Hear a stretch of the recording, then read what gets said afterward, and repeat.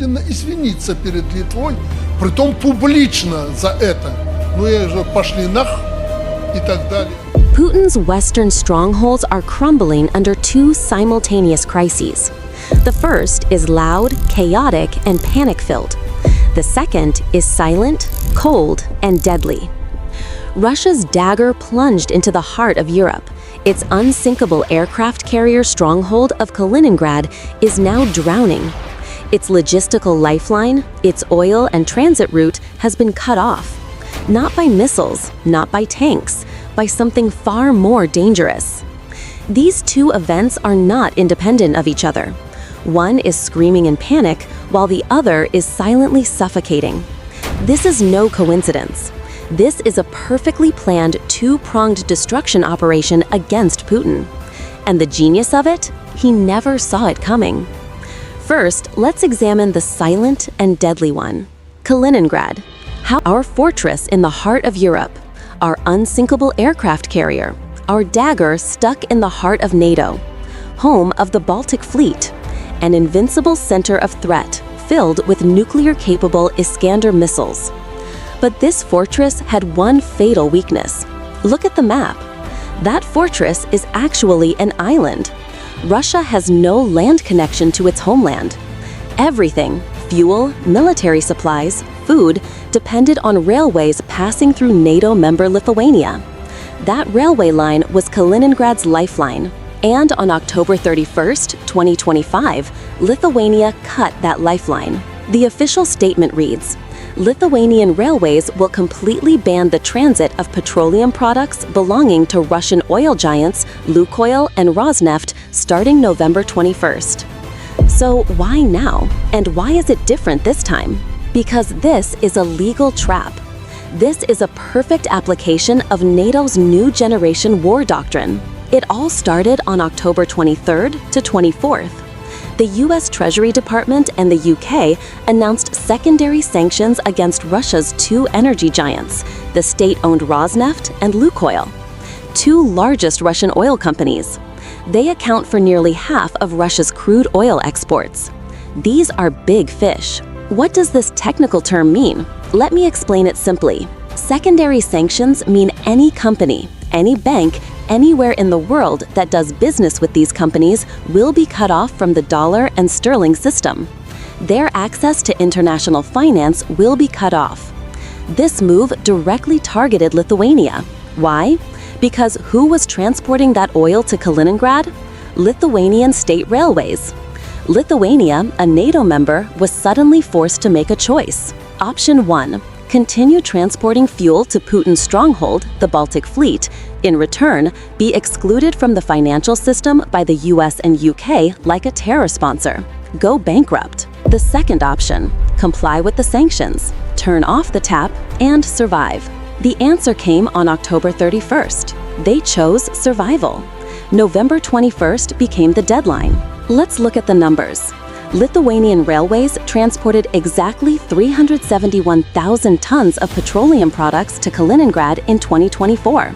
Of this, 345,000, almost all of it, belonged to Lukoil, which is now on the sanctions list. This is Kaliningrad's civilian fuel. This is the fuel for Kaliningrad's tanks, ships, and jets. This is the lifeblood of Putin's fortress, the Baltic fleet. And on November 21st, this flow of lifeblood stops completely. Can Putin respond militarily? When the EU imposed sanctions in 2022, he shouted, threatened, and Germany backed down out of fear. But this time, there are no political decisions from Brussels standing in his way. Facing him is a financial execution order from the US Treasury. Who will he invade? A SWIFT code? A bank transaction? Putin's tanks and missiles have become completely useless in the face of a Treasury Department sanctions document. This demonstrates how his military doctrine, which he sold to the Russian people as invincible, is powerless in the face of a bank transaction. But cutting the trains was just phase 1. So what will Putin do now? Can he say, okay, if the railway is closed, I'll transport by road with trucks through Belarus? The second and simultaneous blow of the operation provides the answer to this question. Putin's Plan B has also been destroyed. As this oil embargo news broke, Lithuania and Poland were conducting another operation on the Belarusian border. The balloon crisis erupted. These are the smuggling balloons you know about. They're sent by Belarus to smuggle cigarettes into Lithuania and create a hybrid crisis. In the past, Lithuania turned a blind eye to this, but not anymore. You know how the Lithuanian Prime Minister and President defined these balloons? A threat to national security, a hybrid attack. And on October 27th, using this hybrid attack as an excuse, Lithuania announced a temporary closure of its border crossings with Belarus. Lithuania indefinitely closed its last two key border crossings, Mediniki and Shalchiniki. Poland also closed its borders. So who is behind this hybrid attack? Lukashenko himself. According to information shared by Polish opposition leader Paweł Latuszka, Lukashenko himself confirmed that he was in contact with the smugglers bringing cigarettes into Lithuania and admitted that the border committee did not oppose these actions. In other words, turned a blind eye. See the trap? This is flawless coordination. On one side, Kaliningrad. The US's legal sanctions cut off oil transit by rail. On the other side, Belarus. The hybrid attack balloons, admitted by Lukashenko himself, provided the necessary legal basis to cut off truck transit to NATO by land. Kaliningrad now has neither fuel nor land connection. Putin's Plan B, truck shipments via Belarus, was destroyed at the same time as Plan A, train shipments via Lithuania. Putin's impregnable fortress instantly turned into a fuelless, landless, and defenseless prison. Putin trapped his own fortress and the Baltic fleet in a trap with his own hands. This is the picture of how Putin, who promised the Russian people a greater Russia and claimed we have brought NATO to its knees, lost his last piece of land in Europe without firing a single shot. But the closing of this trap didn't only hit Kaliningrad. It also ensnared Putin's last ally, Lukashenko. And what happened next would reveal just how desperate that ally had become. Now let's look at the whole picture. Why is Lukashenko so panicked? Why is he shouting about crazy fraud, appearing before cameras in complete disarray? We analyzed it months ago. Lukashenko had a plan, the big deal. As Belarusian opposition leader Paweł Latuszka pointed out, Lukashenko realized that day that the grand bargain he had dreamed of was not about lifting sanctions by selling hostages. The West wanted real change from him, and he had fallen into a trap. Caught in this trap, he tried to play his last card. He confessed that he had made a secret deal with Poland, that he had begged. Lukashenko told Poland about Andrzej Poczobut, the most important Polish political prisoner held hostage in Belarus. He is a matter of national importance for Poland. Lukashenko offered this most valuable hostage to Poland. Do you know what he wanted in return?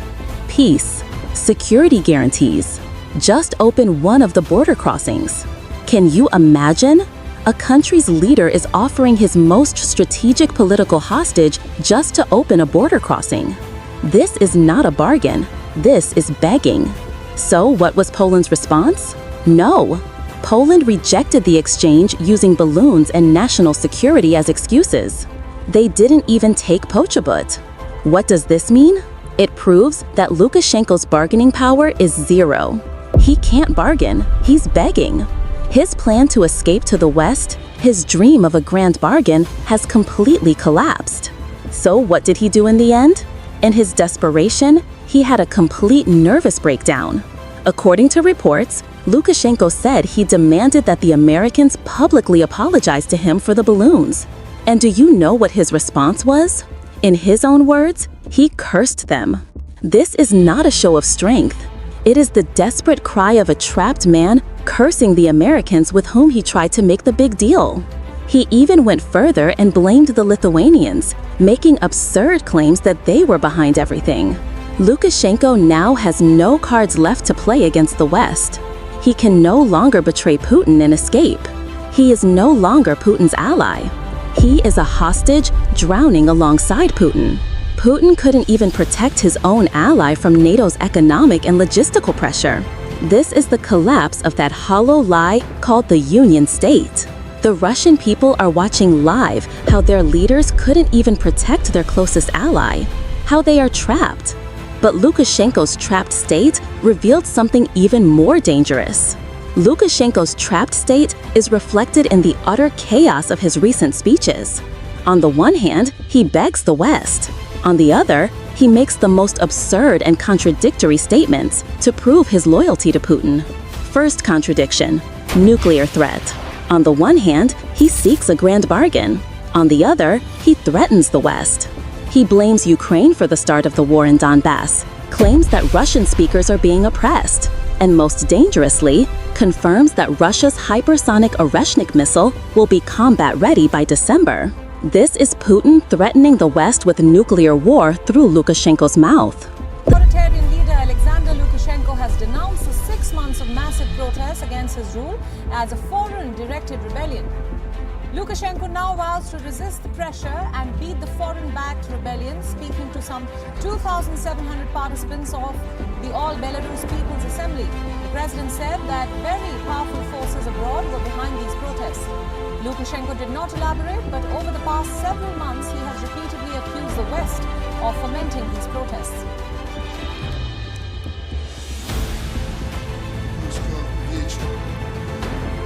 Меня не покидает мысль некой напряженности. Заранее записались сегодня выступать, а их несколько десятков. Я очень благодарен местным органам власти. Я об этом, может, еще буду говорить. Вы сегодня хозяева нашей столицы. Я уже привыкший. Будут качать и потом. Lukashenko convened the gathering to discuss plans for the country's development, but the opposition has denounced the same. The Belarus opposition says that it is an attempt to shore up his rule and soothe public anger with vague promises of reform.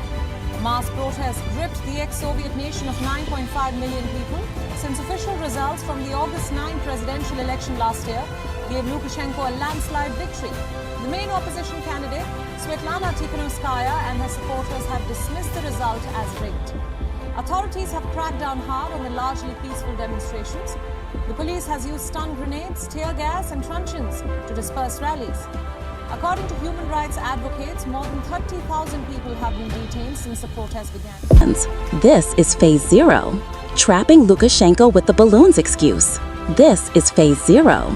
NATO is eliminating the fuel for those tanks in Kaliningrad and the corridor through which those tanks will pass. Belarus at the same time, before Putin's tanks pile up at the border.